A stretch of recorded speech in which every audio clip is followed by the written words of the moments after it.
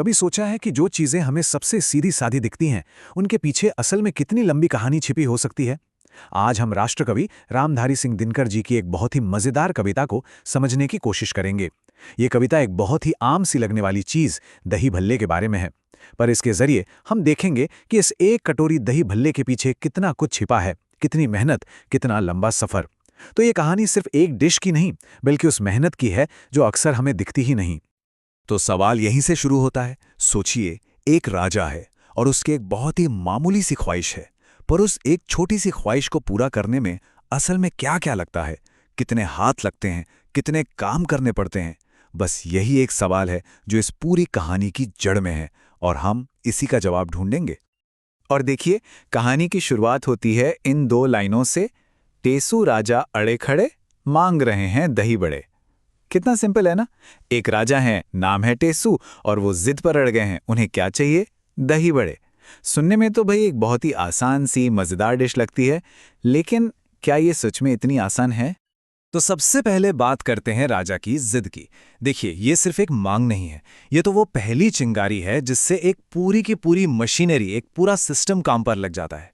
सोचिए, बस एक इंसान की जरा सी ख्वाहिश और उसको पूरा करने के लिए एक लंबी लाइन लग जाती है कामों की। ये दिखाता है कि कैसे एक छोटी सी लगने वाली बात भी अपने पीछे कितना कुछ शुरू कर देती है। अच्छा, इससे पहले कि हम कहानी में और आगे जाएं, एक मिनट रुककर ये समझ लेते हैं कि ये दही भल्ला आखिर है क्या। वैसे तो ज्यादातर लोग जानते ही होंगे, पर फिर भी ये असल में उड़द की दाल से बने मुलायम वड़े या पकौड़े होते हैं। इन्हें पहले तला जाता है, फिर पानी में भिगोकर नरम किया जाता है, और फिर फेंटे हुए मीठे नमकीन दही में डुबो दिया जाता है। ऊपर से चटपटे मसाले। वाह, मतलब नॉर्थ इंडिया का तो ये एक बहुत ही पॉपुलर स्नैक है। तो चलिए, अब इस कहानी की एकदम शुरुआत में चलते हैं। असल में दही भल्ले की कहानी किसी दुकान या किचन से शुरू नहीं होती। नहीं, इसकी कहानी तो शुरू होती है खेत की मिट्टी से। ये सबसे पहला और सबसे जरूरी स्टेप है। यहीं से हमें उस मेहनत की पहली झलक मिलती है जो हमारी प्लेट तक आने वाले हर दाने के पीछे होती है। तो कविता में क्या बताया गया है कि दही भल्ले के लिए सबसे पहले तो वही खेत जोतना पड़ेगा, फिर उसमें उड़द की दाल के बीज बोने होंगे, फिर इंतजार करना होगा कि फसल पके, बड़ी हो, फिर जाके उसे काटा जाएगा और फिर कहीं उसे घर लाया जाएगा। सोचिए, ये सारी की सारी मेहनत सिर्फ कच्चा माल यानी रॉ मटेरियल तैयार करने के लिए हो रही है।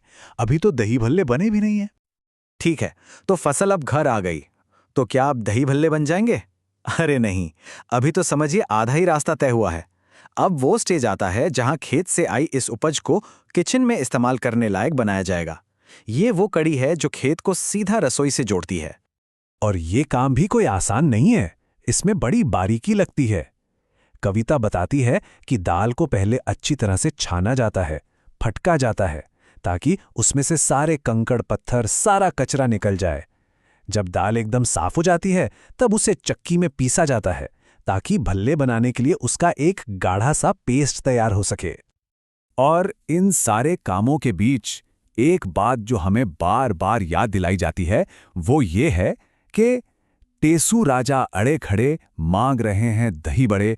मतलब राजा साहब अभी भी इंतजार कर रहे हैं, उनकी जिद वैसे की वैसी ही है। ये लाइन बार बार आकर एक तरह का प्रेशर बनाती है कि जल्दी करो, राजा को दही बड़े चाहिए। चलो जी, खेत और चक्की की मेहनत अब रंग लाई है। अब हम पहुंच गए हैं कहानी के दिल में, यानी रसोई में। ये वो जगह है जहां साइंस और आर्ट्स दोनों मिलते हैं। यहीं पर वो दाल का सादा सा पेस्ट अब जाकर एक स्वादिष्ट भल्ले का रूप लेना शुरू करेगा। असली जादू अब शुरू होगा। और यहाँ पे तो भाई असली हुनर का काम है। सबसे पहले उस पेस्ट को हाथों से गोल गोल आकार दिया जाता है, फिर चूल्हा जलाया जाता है, आग तैयार की जाती है, फिर उन भल्लों को गर्मा गर्म तेल में तला जाता है जब तक वो एकदम सुनहरे ना हो जाएं। पर रुकिए, काम अभी खत्म नहीं हुआ। इसके बाद उन्हें पानी में डालकर उबाला जाता है। ऐसा इसलिए ताकि वो एकदम रुई जैसे नरम और फूले फूले हो जाएं। तो हमारे भल्ले अब लगभग तैयार हैं, लेकिन असली मजा, असली स्वाद तो आखिरी टच में आता है ना।